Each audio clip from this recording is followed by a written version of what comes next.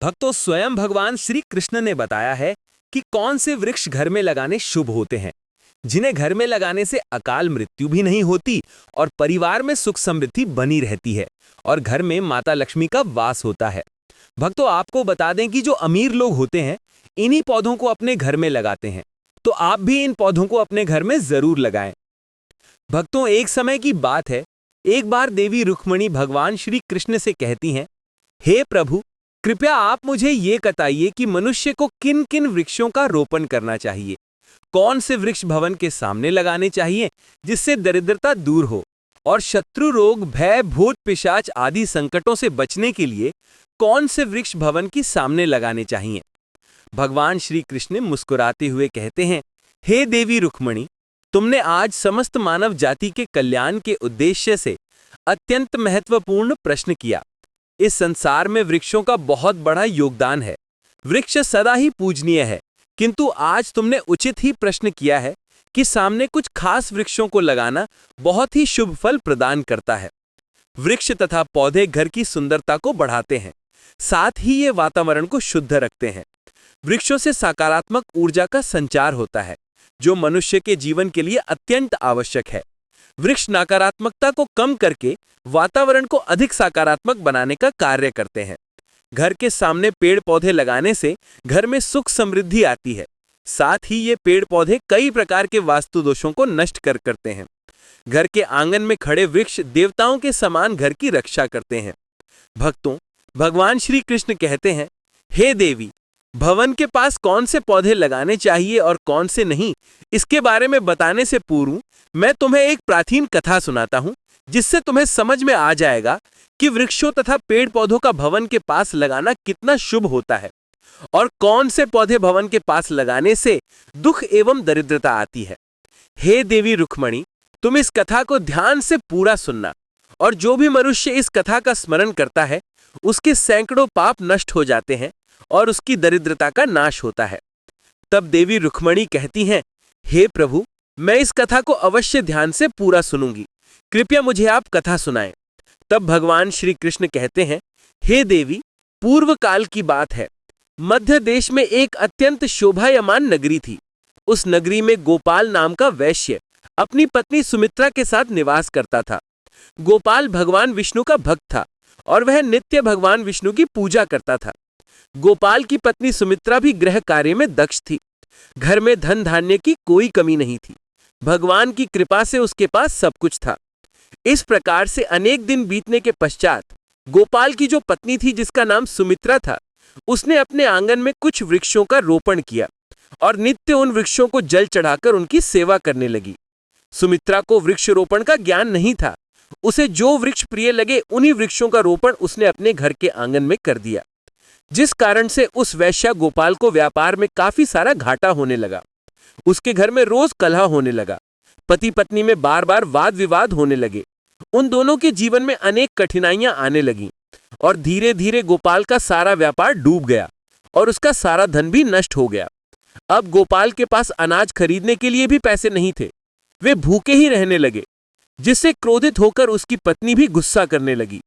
वह अपने पति को कोई काम करने के लिए कहती। फिर गोपाल काम मांगने के लिए गांव में घूमने लगा, लेकिन उसे कहीं पर भी काम नहीं मिलता था। उसने आकर अपनी पत्नी से कहा, हे भद्रे, मुझे तो कोई भी काम नहीं दे रहा है। अब मैं कहां पर काम खोजने जाऊं? दोनों ही पूरी तरह से उदास हो गए थे। दोनों के पास कोई उद्योग करने के लिए कुछ नहीं था।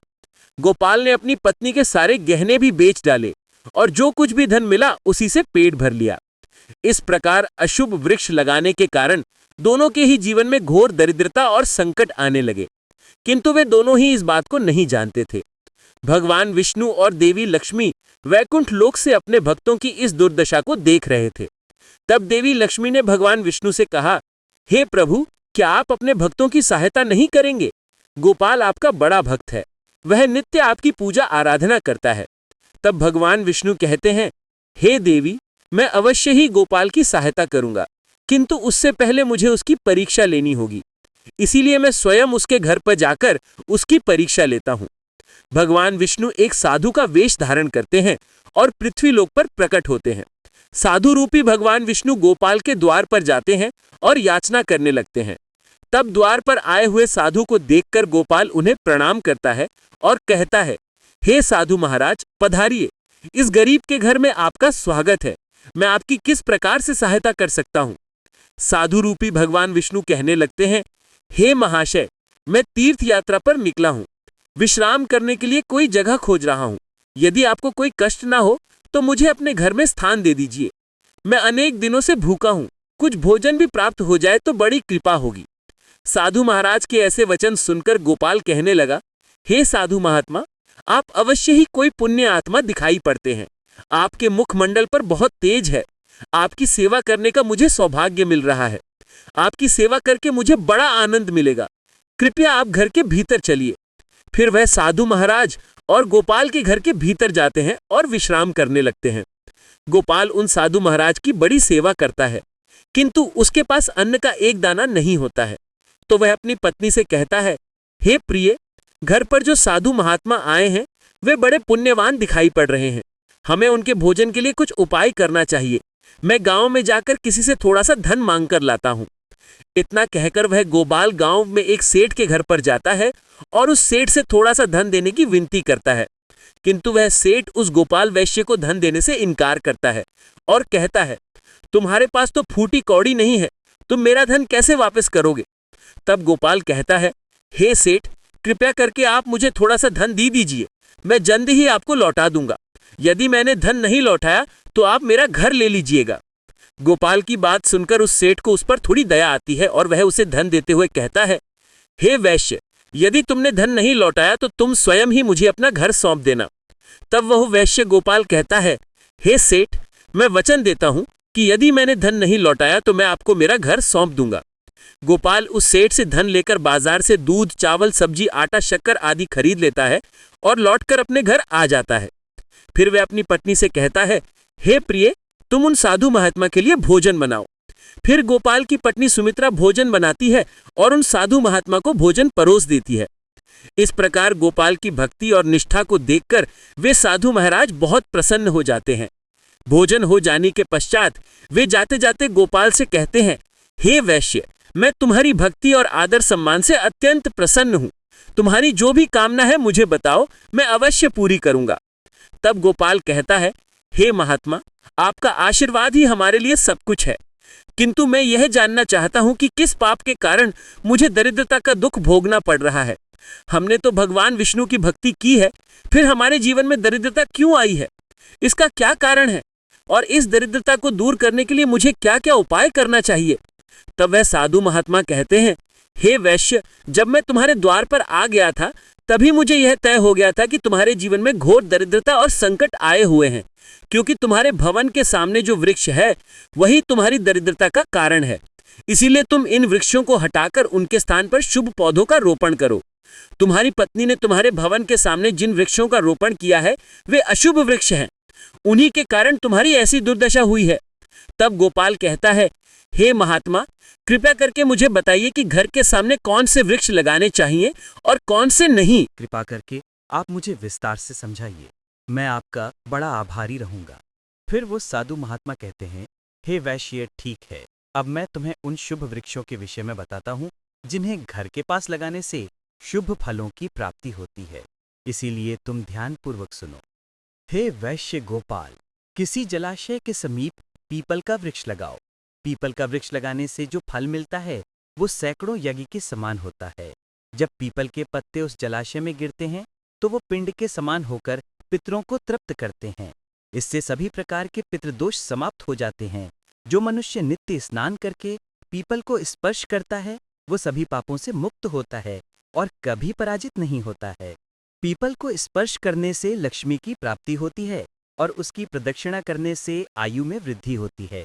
पीपल की जड़ में श्री विष्णु, तने में शिव जी और अग्रभाग में ब्रह्मा जी स्थित रहते हैं।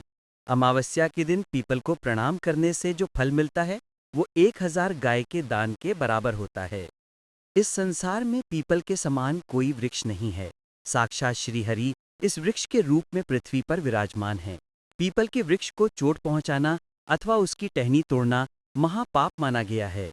ऐसा मनुष्य नरक में रहता है और जो पीपल को जड़ से काटता है उसका कभी नरक से उद्धार नहीं होता है।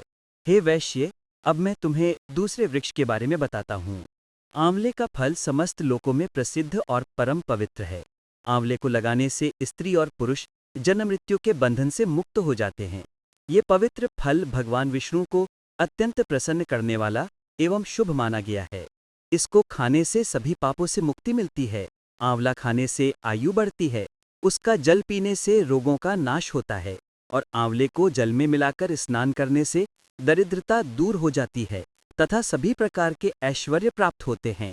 जिस घर में आंवला सदा मौजूद रहता है, उस घर में कभी भूत, प्रेत और राक्षस नहीं आते हैं। एकादशी के दिन आंवले की पूजा करने से संसार के सभी तीर्थों से बढ़कर फल प्राप्त होता है। जिस व्यक्ति के घर के सामने आंवले का वृक्ष होता है, वहां साक्षात लक्ष्मी नारायण निवास करते हैं। तीसरा है अशोक का वृक्ष। अशोक के वृक्ष में अप्सराओं का निवास होता है। ये वृक्ष शोक का नाश करने वाला तथा निराशा को समाप्त करने वाला होता है। इस वृक्ष को घर के पास लगाने से घर में सुख शांति बनी रहती है। अशोक का वृक्ष शीतलता और यौवन प्रदान करने वाला होता है। देवी लक्ष्मी ने जब सीता के रूप में अवतार लिया था, तब रावण द्वारा अपहरा के बाद उनका वास अशोक वाटिका में था। अशोक के वृक्ष ने माँ सीता की बहुत सेवा की थी। इसीलिए माँ सीता ने अशोक वृक्ष को ये वरदान दिया था कि जिस भी स्थान पर ये वृक्ष होगा, वहां उनका सदैव ही निवास होगा। चौथा है पाकड़ का वृक्ष। प्रत्येक मनुष्य को पाकड़ का वृक्ष अवश्य लगाना चाहिए। ये वृक्ष लगाने से जो फल मिलता है, वो महायज्ञ के समान होता है। कलयुग में मनुष्य यज्ञ नहीं कर पाएंगे, इसीलिए उन्हें एक पाकड़ का वृक्ष अवश्य लगाना चाहिए। पांचवां है नीम का वृक्ष। नीम का वृक्ष लगाने से सूर्यदेव प्रसन्न होते हैं। नीम का वृक्ष आयु प्रदान करने वाला माना गया है। इसे घर के पास लगाने से नाना प्रकार के रोगों से छुटकारा मिलता है और माँ लक्ष्मी को नीम के पत्ते अति प्रिय होते हैं। इसीलिए वे नीम के वृक्ष के पास निवास करती हैं। घर के सामने नीम के वृक्ष का रोपण करने से धन संपत्ति की प्राप्ति होती है। छठा है जामुन का वृक्ष। यदि कोई मनुष्य कन्या प्राप्ति की कामना करता है, तो उसे जामुन का वृक्ष अवश्य लगाना चाहिए। जिस मनुष्य के घर के सामने जामुन का वृक्ष होता है, उसके घर में कन्या का जन्म होता है, जो कुल का गौरव बढ़ाती है। सातवां है बेल का वृक्ष। बेल के वृक्ष में भगवान शिव और गुलाब में देवी पार्वती का निवास है। इसीलिए अगर बेल के वृक्ष के पास गुलाब का पौधा लगाया जाए, तो शिव पार्वती का आशीर्वाद प्राप्त होता है। उस घर में कभी दुख और दरिद्रता नहीं आती है। उस घर में कभी अकाल मृत्यु नहीं होती है और कोई स्त्री विधवा नहीं बनती है। आठवां है नारियल का पेड़। नारियल का पेड़ लगाने से पुरुष अनेक गुणवान संतान का पिता बनता है। नारियल किसी भी धार्मिक अनुष्ठान का आवश्यक अंग होता है। ये अत्यंत शुभ माना जाता है। कुंदू और मोगरे के पेड़ में गंधर्व निवास करते हैं। इसीलिए इस पौधे का रोपण अपने घर के पास करने से कार्यों में सिद्धि और शुभ फलों की प्राप्ति होती है। खासकर कला के क्षेत्र में काम करने वाले लोगों को ये पौधा अवश्य लगाना चाहिए। यदि किसी मनुष्य को चोर और लुटेरों का भय सता रहा है, तो उसे अपने घर के पास कीकर का वृक्ष जरूर लगाना चाहिए। ये वृक्ष चोर लुटेरों को भयभीत करता है और घर की रक्षा करता है। फल के वृक्ष पुण्य और लक्ष्मी प्रदान करते हैं। इन वृक्षों का रोपण करने से दुख और दरिद्रता समाप्त हो जाती है। घर की उत्तर दिशा में 5 कनक चंपा का पौधा लगाया जाए तो धन में वृद्धि होती है। केले का पेड़ भी बहुत शुभ होता है और ये घर में सुख, समृद्धि और खुशहाली लाता है। केले के पेड़ में भगवान विष्णु का वास होता है।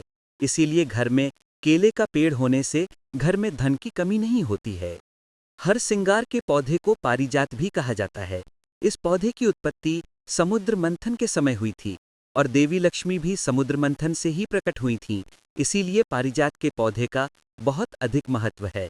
यदि इस पौधे को अपने घर पर लगाते हैं, तो आपको माँ लक्ष्मी की विशेष कृपा प्राप्त होगी। घर के आंगन में नारियल का पेड़ होने से उस घर में हमेशा शुभता बनी रहती है और उस घर के सदस्यों का समाज में बहुत मान सम्मान होता है। सुंदर पत्नी की कामना करने वाले मनुष्य को अनार का वृक्ष लगाना चाहिए। जो मनुष्य सुंदर, सुशील और सौभाग्यशाली पत्नी की कामना करता है, उसे अपने घर के आंगन में या पास में अनार का वृक्ष अवश्य लगाना चाहिए। अनार का वृक्ष न केवल स्वास्थ्यवर्धक फल प्रदान करता है, बल्कि इसे शुभता और सौंदर्य का प्रतीक माना गया है। अनार का वृक्ष अपने लाल फूलों और फलों के कारण सकारात्मक ऊर्जा का संचार करता है। इस वृक्ष को देवी लक्ष्मी का प्रतीक भी माना गया है। और इसकी उपस्थिति घर में धन, समृद्धि और पारिवारिक सौहार्द को बढ़ाती है। अनार का फल का सेवन करने से शरीर स्वस्थ और कांतिमय होता है।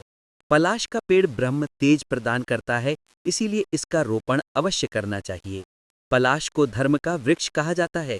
इसे भगवान ब्रह्मा और अग्नि का प्रतीक माना गया है। इसके लाल फूल ऊर्जा, शक्ति और उत्साह के प्रतीक हैं। पलाश का वृक्ष व्यक्ति को आध्यात्मिक उन्नति प्रदान करता है। ये साधना और तपस्या में सहायता करता है और व्यक्ति के भीतर ब्रह्म ऊर्जा का प्रवाह बढ़ाता है। पलाश की लकड़ी और पत्ते यज्ञ और पूजा में उपयोग किए जाते हैं। इनसे निर्मित संविधा अग्नि को प्रज्वलित करती है और वातावरण को पवित्र बनाती है। वंशवृद्धि और संतान प्राप्ति की कामना करने वाले मनुष्य को अशोक का वृक्ष लगाना चाहिए। अगर मनुष्य किसी बीमारी से पीड़ित है तो उसे सहजन का वृक्ष लगाना चाहिए। सहजन का वृक्ष लगाने से बड़े बड़े रोग नष्ट हो जाते हैं। ये वृक्ष आरोग्य प्रदान करने वाला होता है। अब हम आपको बताते हैं कि कौन से वृक्ष घर के सामने नहीं लगाने चाहिए। पहला है मरुस्थलीय पौधे। मरुस्थलीय पौधों के कांटे उनके आसपास नकारात्मक ऊर्जा का संचार करते हैं। ये पौधे घर में मानसिक तनाव, झगड़े और अशांति का कारण बन सकते हैं। घर के भीतर कांटेदार पौधों का रोपण वास्तु दोष उत्पन्न करता है। इससे घर के सदस्यों को आर्थिक तंगी, स्वास्थ्य समस्याएं और पारिवारिक कलह का सामना करना पड़ सकता है। मनुष्य को कभी भी ताड़ का वृक्ष नहीं लगाना चाहिए। ताड़ का वृक्ष संतान का नाश करने वाला होता है। जिस घर के पास ताड़ का वृक्ष होता है, उस घर की संतानों की कभी उन्नति नहीं होती है। मनुष्य को कभी भी अपने घर के पास भेड़ा का वृक्ष नहीं लगाना चाहिए। इस वृक्ष पर भूत का वास होता है।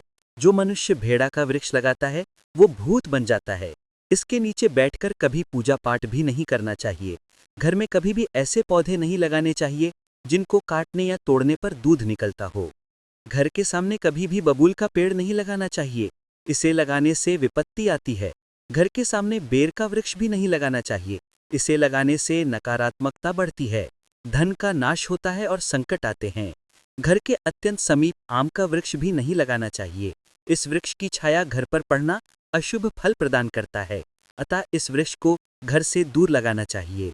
किसी भी मनुष्य को अपने घर के सामने पपीते का वृक्ष नहीं लगाना चाहिए। इस वृक्ष को लगाने से धन का नाश होता है और दरिद्रता आती है। अगर पीपल का वृक्ष भवन की पूर्व दिशा में हो तो घर में निर्धनता व्यय प्राप्त हो सकती है। वट वृक्ष घर की पश्चिम दिशा में हो तो घर में शोक का वातावरण रहता है। दक्षिण दिशा में तुलसी का पौधा हो तो संतान को पीड़ा सहन करनी पड़ती है। किसी भी मृत वृक्ष की छाया घर पर पड़ती है तो ये मृत्यु सूचक होती है। मृत वृक्ष को तुरंत उखाड़ देना चाहिए। मरुस्थलीय पौधे कठोर और सूखे वातावरण में पनपते हैं। इन पौधों में कांटे और मोटे तने होते हैं जो नमी और जल को संचित करने के लिए अनुकूल होते हैं, लेकिन इनकी प्रकृति घर के भीतर या आंगन में शुभ नहीं मानी जाती। साधु महाराज उस गोपाल वैश्य से कहते हैं, हे वैश्य गोपाल, मैंने तुम्हें इन सभी शुभ और अशुभ वृक्षों के विषय में बता दिया है, इसीलिए तुम इन वृक्षों का रोपण करो और भगवान की कृपा प्राप्त करो। गोपाल कहता है, हे महात्मा, आपने आज मुझे उत्तम ज्ञान दिया है, मैं आपका धन्यवाद करता हूँ। फिर साधु रूपी भगवान विष्णु गोपाल को आशीर्वाद देकर उस स्थान से अंतर्ध्यान हो जाते हैं। साधु महात्मा को अचानक अदृश्य हुआ देखकर गोपाल और उनकी पत्नी को आश्चर्य होता है। फिर उन्हें समझ में आ जाता है कि साक्षात भगवान विष्णु ही उनके घर पर आए थे। फिर गोपाल उन साधु महात्मा के कहे अनुसार अपने घर के सामने अनेक शुभ वृक्षों का रोपण करता है, जिससे अचानक ही उसे बहुत सारा धन प्राप्त होता है और उसकी दरिद्रता दूर हो जाती है। गोपाल और उसकी पत्नी भगवान विष्णु का धन्यवाद करने लगते हैं। भगवान श्री कृष्ण कहते हैं, हे देवी रुक्मणी, इस प्रकार से मैंने तुम्हें शुभ और अशुभ दोनों प्रकार के वृक्षों के बारे में बताया है। अब तुम भी जाकर अपने भवन की